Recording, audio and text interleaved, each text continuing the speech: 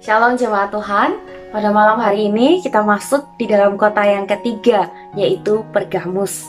Bapak Ibu Saudara silakan buka Alkitabnya di dalam Wahyu pasal yang kedua, ayat 12 sampai dengan ayat yang ke-17.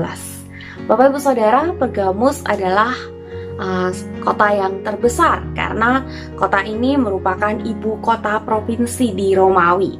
Tetapi justru di kota ini terdapat satu penyimpangan yang cukup serius, yaitu penyimpangan kejahatan dan juga penyimpangan penyembahan berhala.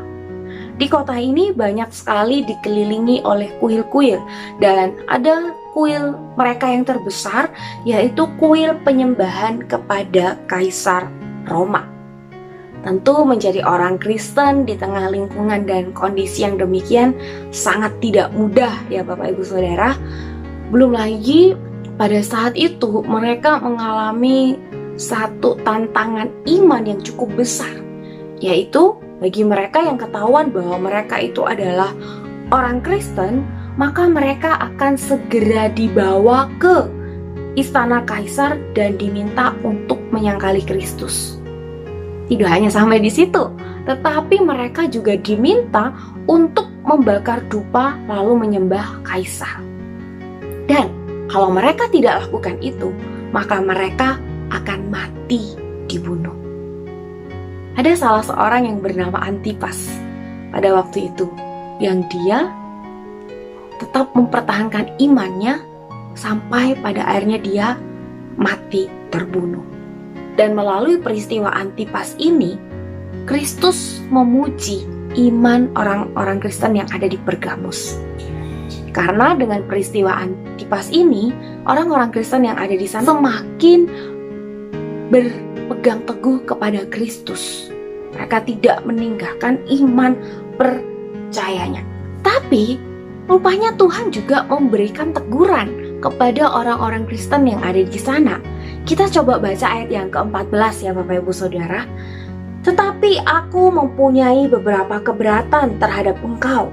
Di antaramu ada beberapa orang yang menganut ajaran Bileam, yang memberi nasihat kepada Balak untuk menyesatkan orang Israel, supaya mereka makan persembahan berhala dan berbuat zina.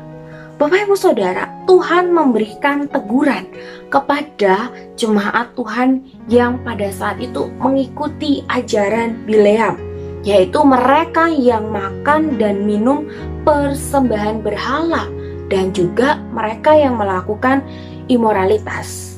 Imoralitas itu berarti kehidupan yang tidak bermoral. Bapak Ibu Saudara, ada penyimpangan-penyimpangan yang mereka lakukan, dan juga ada penyampuran kepercayaan yang dilakukan oleh mereka pada saat itu, sehingga Tuhan menegur mereka dengan sangat keras. Nah Bapak Ibu Saudara, melalui firman Tuhan pada malam hari ini, kita diundang untuk berpegang teguh secara utuh terhadap kebenaran, terhadap Kristus. Kita diajak untuk setia melakukan firman Tuhan. Kita diundang untuk terus hidup di dalam kebenaran. Hingga pada akhirnya kita disebut sebagai orang-orang yang menang, dan dikatakan di situ orang yang menerima mana dan batu putih, yang artinya kita menerima hidup yang kekal. Mari kita lakukan firman Tuhan ini Bapak Ibu Saudara. Kita tundukkan kepala, kita berdoa. Tuhan, terima kasih karena Tuhan terus boleh menyatakan kebenaran kepada setiap kami, dan kiranya kebenaran yang boleh kami terima melalui firman-Mu pada malam hari ini boleh kami lakukan di dalam kehidupan kami, dan kehidupan kami juga boleh dapat terus menceritakan Tuhan yang kami sembah. Di dalam nama Tuhan Yesus kami berdoa, kami mengucap syukur. Amin.